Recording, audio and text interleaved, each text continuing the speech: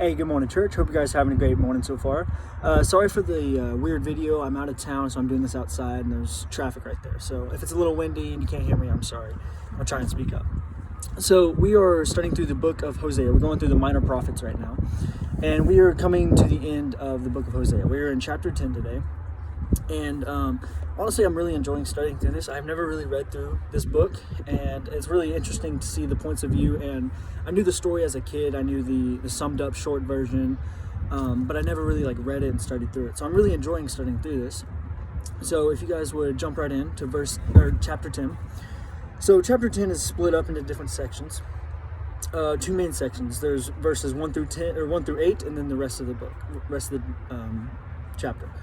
So, and then in this chapter, it's even split up some more. So, verses 1 through 4 is its own section. So, if you read there, it's starting off comparing Israel to a vine. So, verse 1 says, Israel is a lush vine. It yields fruit for itself. So, it's comparing Israel to this very lush, beautiful vine, right? You keep reading. It says, the more his fruit increased, the more he increased the altars. The better his land produced, the better they made the sacred pillars. So, from that description right there, it looks amazing, right? It's producing a lot of fruit. It looks amazing.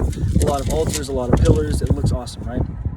But if you keep reading, you understand that it's all in vain. So keep reading. Verse 2 says, their hearts are devious. Now they must bear their guilt. The Lord will break down their altars and demolish their sacred pillars. So it looks amazing, right? It looks amazing from the outside. This lush vine of lots of fruit. It yields lots of fruit, right? A lot of altars, a lot of pillars.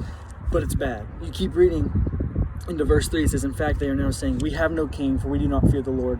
What can a king do for us? So obviously, red flags, right? So if you say, we do not fear the Lord, then you're in trouble, right? That's not good, right?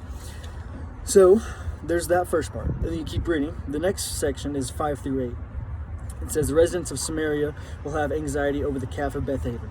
So here we are again, comparing, or using this live action, this comparison, right? So this calf is amazing, right? You read over it, it says people will mourn over its glory. So it's this amazing thing, just like the lush vine. It's this awesome, amazing, outward appearing awesome thing. But it's starting to destroy everything. It's destroying everything that you see. You keep reading. It's not good. And like at the end of chapter 8, verse 8, it says, thorns and thistles will grow over their altars. They will say to the mountains, cover us, to the hills, fall on us.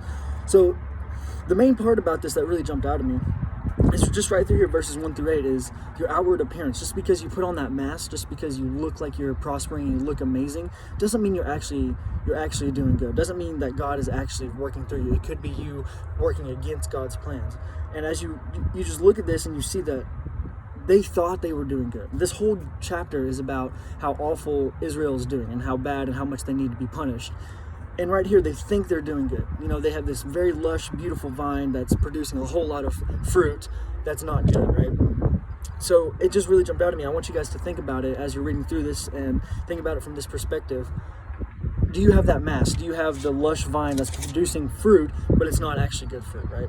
So I hope you guys enjoyed this, and I hope you guys have a good rest of your day. God bless.